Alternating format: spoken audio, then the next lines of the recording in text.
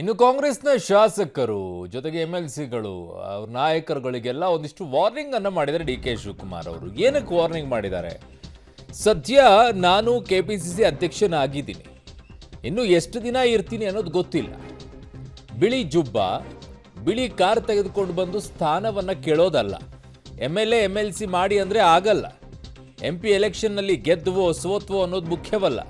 ಮೊದಲು ಸಂಘಟನೆಯನ್ನ ಮಾಡಿ, ಇಲ್ಲ ಜಾಗ ಖಾಲಿ ಮಾಡಿ, ಹೊಸಬರನ್ನ ತಯಾರು ಮಾಡ್ತೀವಿ ಅಂತ KPCC ಕಚೇರಿಯಲ್ಲಿ DK ಶಿವಕುಮಾರ್ ಅವರು ಗುಡುಗಿದ್ದಾರೆ. ಅಲ್ಲಿಗೆ ಪಕ್ಷ ಸಂಘಟನೆಯನ್ನ ಮಾಡಿ ಪಕ್ಷಕ್ಕೋಸ್ಕರ ಜೀವವನ್ನ ತೆಗೆದಿರುವಂಥ ಅನೇಕ ಕಾರ್ಯಕರ್ತರು ಈಗ ಹೋಗಿ ನಮಗೂ ಒಂದು ಅವಕಾಶ ಕೊಡಿ ಅಂತ ಕೇಳಬಾರ್ದು ಅಂತ ನೇರವಾಗಿ ಹೇಳ್ದಂಗಿದೆ. ತಾಲೂಕ್ ಪಂಚಾಯತಿ BBMP ಎಲೆಕ್ಷನ್ ಈಗ ಜನರ ಕೈಗೆ, ಕಾರ್ಯಕರ್ತರ ಕೈಗೆ ಅಧಿಕಾರ ಕೊಡಬೇಕು. ಅಧಿಕಾರ ಕೊಡೋದಕ್ಕೆ ನಾವೆಲ್ಲ ಸ್ವಲ್ಪ ಮಾಡಬೇಕು. ಇದಕ್ಕೆ ನೀವೆಲ್ಲರೂ ಕೂಡ ಸಿದ್ಧತೆಯನ್ನು ನೀವೆಲ್ಲ ಮಾಡ್ಕೊಳ್ಬೇಕು ಅಂತ ಹೇಳಿ ತಮ್ಮಲ್ಲಿ ನಾನು ಪ್ರಾರ್ಥನೆಯನ್ನ ಮಾಡ್ತಾ ಇದ್ದೀನಿ. ಹೊಸ ಯುವಕರಿಗೆ ಹೊಸ ಚಿಂತನೆ, ಹೊಸ ಆಲೋಚನೆ ಈ ಸಂದರ್ಭದಲ್ಲಿ ಬರಬೇಕು. ಪಕ್ಷದ ಎಲ್ಲ ಕಾರ್ಯಕರ್ತರು ಎಲೆಕ್ಷನ್ ಆಗೋಯ್ತು, ಗೆದ್ದು ಸೋತು ಅದು ಮುಖ್ಯ ಅಲ್ಲ.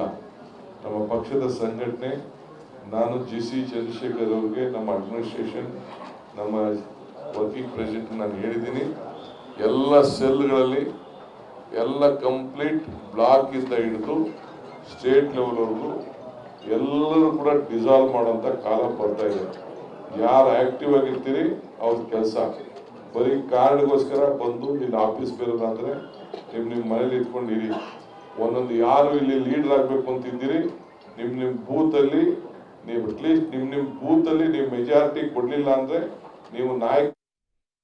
ಸೊ ಅಲ್ಲಿಗೆ ಇಲ್ಲಿಯವರೆಗೂ ಕೂಡ 20-30 ವರ್ಷಗಳಿಂದಲೂ ಕೂಡ ಕಾಂಗ್ರೆಸ್ ಪಕ್ಷದಲ್ಲಿ ಕೆಲಸವನ್ನು ಮಾಡಿಕೊಂಡು ಇವತ್ತಲ್ಲ ನಾಳೆ ಯಾವುದಾದ್ರೂ ಸ್ಥಾನಮಾನ ಸಿಗುತ್ತೆ ಅಂತ ಅನೇಕ ಕಾರ್ಯಕರ್ತರು ಓಡಾಡ್ತಾ ಇದ್ದಾರೆ ಕಾಂಗ್ರೆಸ್ನಲ್ಲಿ.